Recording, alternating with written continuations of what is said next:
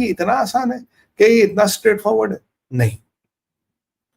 Elon Musk का picture में आना चीजों को कॉम्प्लिकेट बना देता है। इलॉन मस्क का पिक्चर में आने का मतलब बहुत से दायरे खुल जाते हैं, और इलॉन मस्क का पिक्चर में आने का मतलब है कोई ऐसी चीज थी जो लेटेस्ट हुई है जो पहले नहीं थी। कौन सी ऐसी चीज है जो लेटेस्ट हुई जो पहले नहीं थी? कौन सी ऐसी चीज है जो अब हुई जो कल तक नहीं थी? अगर कल तक वो जिंदा थी तो इलॉन मस्क को दरवाजा क्यों दिखाया गया? अगर इतनी इंपॉर्टेंट थी तो इलॉन मस्क को आज क्यों बिठाया गया? माना ट्रंप थोड़े वॉलेटाइल है, माना ट्रंप थोड़े इंपल्सिव डिसीजन लेते, भैया इतने भी नहीं है, बहुत गणमान्य व्यक्ति है। और ट्रंप के बारे में एक चीज मैं बिल्कुल बोलूंगा, इंडिया के इंटरेस्ट में कभी फैसला ले ना ले, but Trump is a nationalist. Trump एक नेशनलिस्ट व्यक्ति है, ये उसमें कोई डाउट नहीं। तो आज हम अपने इस शो में इन सब चीजों का अध्ययन करेंगे और इस सब चीजों को समझने की कोशिश करेंगे। कहानी शुरू होती है एक बंदे का नाम है रेमोन मोरलेस। ये रेमोन मोरलेस एक मेक्सिको का इलीगल इमिग्रेंट है, और इसके परिवार और इसको डिपोर्ट किया गया, पकड़ लिया गया, जो अमेरिका में धरपकड़ हो रही है। हमारे भी करीब 1000 से ज्यादा लोग डिपोर्ट हुए। इसने एक हैंड रिटन नोट लिखा है कि मैं ट्रंप तुम्हारा असैसिनेशन करूंगा और मैं तुम्हें अब की बार छोड़ूंगा नहीं, यू विल नॉट सर्वाइव। तो अब इतना अगर चुंगर मुंगर सा आदमी है, कोई मतलब उठाई गिरा टाइप, उसके क्या एक हैंड रिटन नोट के बाद इतना हड़कंप मच जाएगा अमेरिका में? इतनी alarm bells will go, and ये सब जो समीकरण बनते आ रहे, इसके पीछे का कारण क्या? Why is America panicking? ये है कौन? अच्छा, आप ध्यान दें कि अमेरिका में ट्रंप पे ऑलरेडी 3 अटेम्प्ट हो चुके हैं। 2 अटेम्प्ट ऑप्शनल, एक के बारे में अमेरिका गोल कर गया। एक अगर पेंसिल्वेनिया में हुआ जुलाई में, फिर इनका फ्लोरिडा में हुआ सितंबर में, फिर एक और अटेम्प्ट माना जो इन पे हुआ गया, जिसको अमेरिका ने गोल कर लिया, जिसके पीछे माना जाता है ईरान का हाथ था।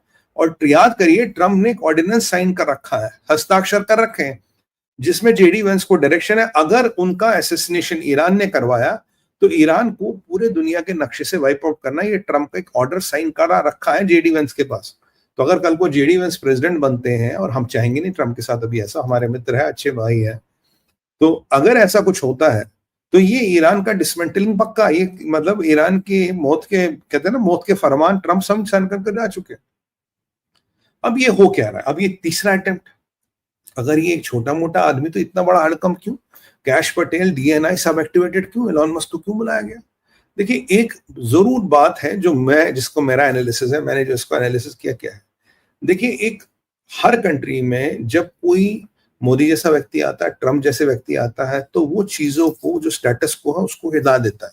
एक चीजें होती है स्टेटस को जो चल रहा है ठीक चल रहा है, जैसे चल रहा है ठीक चल रहा है। स्टेटस को हिलाने वालों को डिसरप्टर्स कहते हैं, और ये डिसरप्टर्स एक जो एस्टैब्लिश्ड इकोसिस्टम है उसको ये सब पसंद नहीं आते। जो अमेरिका में जो इलीट है, अमेरिका का जो इलीट है, ये क्या उनका ऑर्केस्ट्रेटेड प्लॉट है? क्यों? ट्रंप ने बहुत बड़ा अटैक किया है और करवाया है मैक्सिकन ड्रग कार्टेल्स पे। अभी कुछ दिन पहले, 2 या 3 दिन पहले, एक बहुत बड़ा मैक्सिकन ड्रग कार्टेल का बॉस मारा गया। और मैक्सिकन ड्रग कार्टेल्स पे अब की बार अमेरिका के स्पेशल फोर्सेस, अमेरिका के डेलीट, क्या कहना है उनको, डेल्टा फोर्सेस, ये अटैक करेंगे। और उनको संज्ञान दिया है टेररिस्ट ग्रुप्स का। तो यानी कि अगर आप उनको मार कटाई भी उनकी करते हो तो आप पे कोई केस, कोई कोर्ट वोट नहीं होगा। तो ये जो ड्रग कार्टेल्स पे, ड्रग्स पे ट्रंप ने अनाउंस की है वॉर, क्या ये मैक्सिकन एक प्यादा है? क्या ये एक मैक्सिकन एक ऐसी चीज है जिसके माध्यम से ये ड्रग कार्टेल्स और जो ड्रग की दुनिया है, जो मैक्सिको, कोलंबिया, इस सब क्षेत्र में फैली हुई है, और इसके रूट आपके अफगानिस्तान, पाकिस्तान में भी आते हैं, इसके रूट आईएसआई तक भी जाते हैं, क्या ये एक चेतावनी है? क्या इस बंदे को एक प्यादा यूज किया गया? और ये अगर आप मैक्सिकन कार्टेल्स को स्टडी करेंगे, ऐसी हरकतें वो करते आ रहे हैं, वो प्यादे बना के बहुत बड़ा कांड करने में पूरा सक्षम है। तो एक ये बड़ा एक इंपॉर्टेंट एस्पेक्ट है यहाँ पे।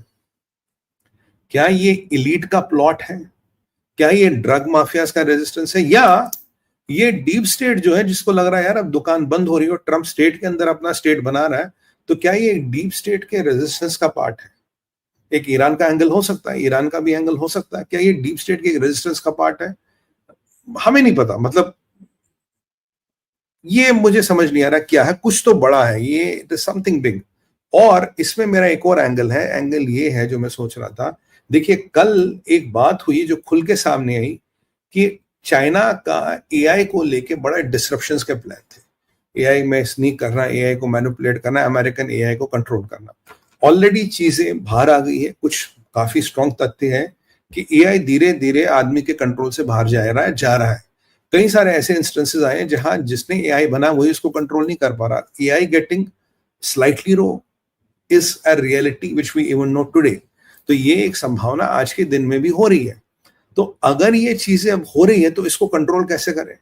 और ये जो चाइना का मस्क के थ्रू एआई पे कंट्रोल और सिलिकॉन वैली के एआई रूल्स पे, मैनिपुलेशन पे, फ्रेमवर्क पे जो चाइना का इन्फ्लुएंस है, क्या वो है? अब यहाँ अगर ये नॉर्मल असैसिनेशन अटेम्प्ट है, अगर ये नॉर्मल चीज है, तो एलॉन मस्क यहाँ क्या कर रहे हैं? Why does Elon need to be here? अब इसके भारत, चाइना, पाकिस्तान पे क्या इंप्लीकेशन है उस पर भी आऊंगा। पहले ये मतलब पहले एक रूपरेखा देखो आपको ट्रम्प का असैसिनेशन का, ये मुझे चीज समझ नहीं आ रही। अब एलॉन का बैठने का मतलब है 5-6 चीजें, 6-8 चीजें जो बड़ी बड़ी दिमाग में आती है। What is Elon doing here? पहली चीज है कि एक व्हाट यू कॉल, एक पॉलिटिकल टेक अलायंस। एलॉन बहुत बड़ा टेक कंट्रोल करते हैं, उनके सैटेलाइट्स, उनका स्टारलिंक फुट होल्ड एलॉन का बहुत ज्यादा है। क्या ट्रम्प को कुछ ऐसी चीज पता लगी है कि इसको एलॉन के टेक की, एलॉन के रीच की, और एलॉन का जो ये सोशल मीडिया है, जो एलॉन का व्हाट यू कॉल, एलॉन का जो ये जो रीच है उसकी जरूरत है? एलॉन मस्क को अगर निकालना ही था, अगर एलॉन मस्क की जरूरत नहीं थी, तो एलॉन मस्क को आपने निकाला। और एलॉन मस्क को इतनी बेइज्जती के बाद, और पॉलिटिकल फंडिंग नहीं करूंगा, पॉलिटिक्स में नहीं घुसूंगा, ये 24 घंटे में एलॉन मस्क वापस क्यों आ गया? What led to the change of heart of Elon Musk? ये तो कल ही कह रहा था ना, पॉलिटिकल फंडिंग नहीं करूंगा, पॉलिटिक्स में नहीं घुसूंगा। क्या है? और इस ज्वाइंट पीसी का क्या मतलब है? अगर थ्रेट ट्रम्प को है तो एलॉन मस्क का वहां लेना देना क्या? What the hell is Elon Musk doing there? Elon क्यों बैठेगा यार? अगर सेक्रेटरी ऑफ स्टेट बैठे, सेक्रेटरी ऑफ डिफेंस बैठे, तुलसी गाबार्ड बैठे, कैश पटेल बैठे, मुझे what is Elon Musk doing there? Elon का इसमें लेना क्या, लेना देना क्या है? अब देखिए, 2 चीजें, 3-4 चीजें एलॉन को लेके। पहला, एक ये टेक पॉलिटिकल अलायंस, एक ये बात है, एलॉन का रीच, ये दूसरी बात है। तीसरी बात है, क्या आज अमेरिका कोई सेंसेशनल क्लेम करेगा चाइना को लेके कि चाइना के इंटरफेरेंस का प्रूफ, या चाइना का कोई कांड जो एलॉन शायद अप्रूवर बन जाए, या एलॉन कुछ दे दे, या एलॉन के माध्यम से बोला जाए? क्यों? क्योंकि कल मार्को रूबियो या जितने भी ट्रम्प के मंत्री हैं, जिन्हें सेक्रेटरी ऑफ स्टेट कहते हैं, वहां पे उन्होंने कोर्ट में बोला था चाइना हमारा नेशनल सिक्योरिटी थ्रेट है, चाइना हमसे बहुत तकलीफ में है, और जी हमें आप इसको अपने हिसाब से हैंडल करने दो। कोर्ट से बोला नहीं, हम अपने हिसाब से बताएंगे। तो क्या जो चाइना का मेरा इन्फ्लुएंस था, चाइना का सिलिकॉन वैली और एआई में इंटरफेरेंस